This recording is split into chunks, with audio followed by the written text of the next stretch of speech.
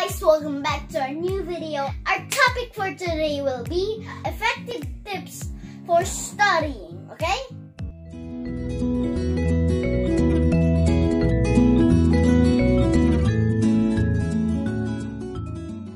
So, before we get into this video, make sure to leave a like, subscribe, and click the... I hated myself when I do like that. So, and hit the bell button so you won't miss our other videos, and comment down below for more of suggestions.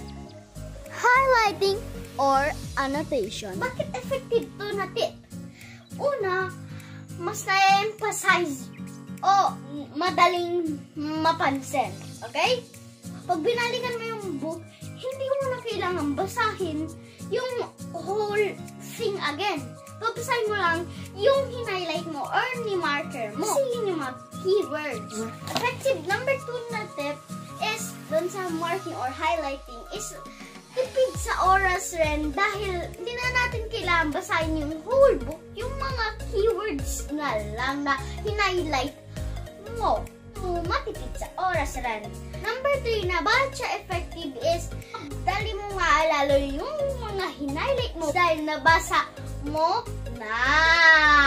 Number 2, word association. Ano ba ang word association? Ibig sabihin, maghanap ka ng keyword na kasing katunog ng word na inaaral mo. Sample lang to BIR. Bureau of Internal Revenue. Yun, nagawa ko na rin sa wakas. BIR, yung parang beer, sa Tagalog, beer. Parang yung alak, yun. Yun lang. Repeat mo lang sa mind mo. Basta maghanap ka lang ng word na magkasing katunog doon sa inaral mong word. Para ma-associate mo. Yun lang. Para maalala mo laging sagot. Kailangan meron kang, parang shortcut. Parang ganon. Parang kailangan kang meron shortcut na word, parang emergency word, para pag hindi mo alam, meron kang emergency. Okay? Number 3. Naghanap ako kung susula. Gagamitin ko na 3. List down initials. Applicable siya sa mga words na naka-enumerate. Kumari, types of clouds. Example lang to. Hindi naman, cirrus, cumulus, stratus, nimbus. Yun lang. Tapos, kumari, number 1, cirrus, C or CI. Number 2, cumulus, C-Ren or CU. Kasi dahil para silang C, kaya dinagdagan ko ng vowel. Vowel, hindi vowel hindi yung B vowel. Yun. So, number 3, stratus, S. Number 4, nimbus, N. Yun lang. CCSN or CICUSN. Numeration, tandaan nyo lang lagi mga initial ng words. Yun lang. That's easy how it is. Number 4, reading and reading. Ano ibig sabihin yun? In Tagalog, basahin mo lang, ulit-ulitin mo lang, basahin mo lang, hanggang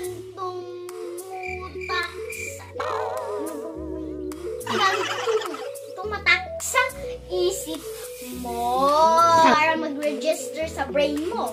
Yun lang. That's easy how it is. Ganun lang. Number 5, question and answer. Anong meaning ng question and answer? Sa Tagalog, mag-ask ka ng somebody or someone na kumari si mama mo, kuya mo, kahit sino, or yung kaibigan mo, or yung katabi mo, na nagbabasa rin. Basta magpatulong ka na kumari, sabi mo, tulungan mo naman ako, higyan mo ng questions. Yan, binigay mo. Effective rin yun kung naaalala mo pa yung mga question na anaral mo na kung natatandaan mo pa.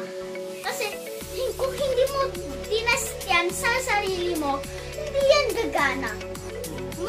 Kailangan ng mga questions, tapos ikaw naman mag-answer nung done sa mga questions na yun, kung naaalala mo pa. Kung hindi mo naaalala, sabi mo, bigay mo na sa akin, basahin mo lang ulit para yun, hanggang sa tumutok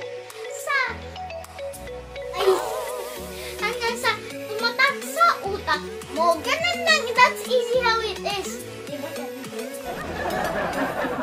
ganun lang? Matatalino sila hanggang sa number 6! Yay! Finale!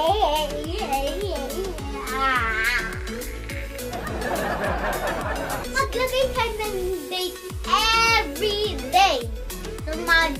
Diniscuss nyo with your teacher.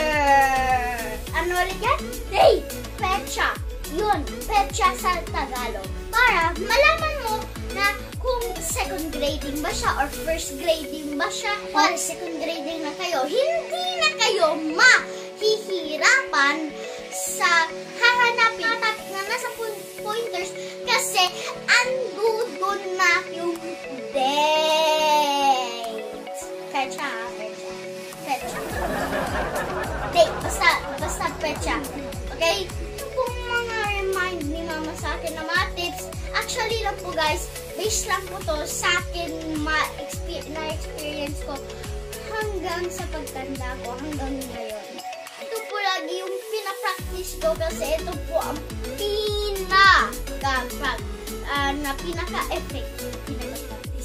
pinaka-effective na tips para sa akin sa pag-study. So, I'll see you guys in the next video. Peace!